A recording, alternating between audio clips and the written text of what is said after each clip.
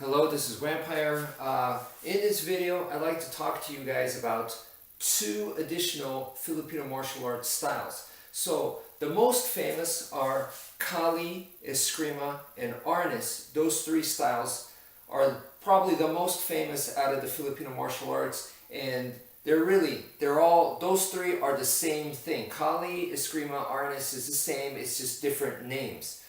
But what I want to talk about today is two additional styles that I think could greatly benefit your Kali, Eskrima, and Arnis, which is the first one I'm going to call Filipino Dirty Boxing.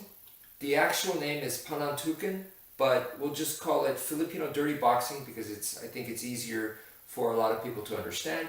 And then the second style is Filipino Grappling, which the actual name is called Dumog, but once again, I think it's easier just to go with Filipino Grappling. So those are the two additional styles, Filipino Dirty Boxing and Filipino Grappling. Okay, so I feel that they could greatly benefit a person who practices Kali, Eskrima, and Arnis, because there you're going to learn some wonderful techniques, wonderful concepts and strategies, but then the application part, especially because that's primarily a weapon-based system. When you're going into like empty hand application, it can be very tricky and you can get confused and not sure exactly how you're supposed to apply it. Hence, I'm trying to avoid the Tai Chi master versus the MMA guy, that kind of fight. If that's going to happen with a Filipino martial arts guy, how do you avoid from being the Tai Chi master where you're just going to get this rude awakening? It doesn't mean that your style or your art sucks. It just means that you don't know how to apply it. So even though you have wonderful techniques, so that's where the Filipino Dirty Boxing and the Filipino Wrestling, the Grappling, I think will help you tremendously. So the techniques, like for example, with the Kali, Eskrima, Arnis, you learn stuff like this, right? Boom. So you're going to do this to their arm. And then from there, you could go bam, and then you could do techniques like that. All right, so that's all great. How do you actually apply it? And what I just did right now, you might go, well, that's how you apply it.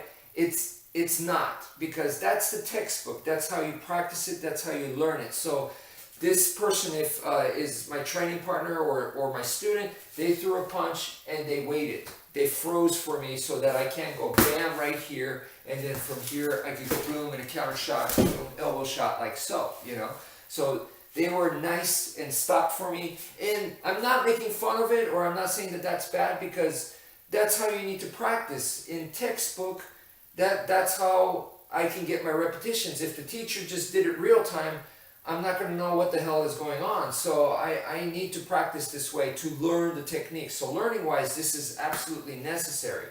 But with the Filipino Dirty Boxing, now you can get a little bit more of the actual application where you're going boom, and then from here you're going to cover up and you're going to move out of the way. You're going to back up, and then as you back up at an angle, and you see I'm moving around like this, okay? So the application is now a little bit different. The textbook, like I said, is going to be like boom, 1, 2, 3, like so, but that requires this guy to be, once again, frozen.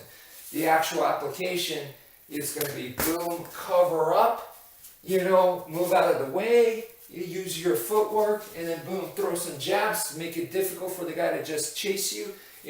That's the actual application. So I really like the Filipino Dirty Boxing in that sense, that it helps me for the empty hand aspect like so. The Filipino Grappling part is, once again, with just regular Kali, Eskrima, Arnis, it's like 1, 2, and then strike right here, and then from here I could just go into something like this, break the arm, and then go into takedowns, whatever, and go into grappling type moves, right?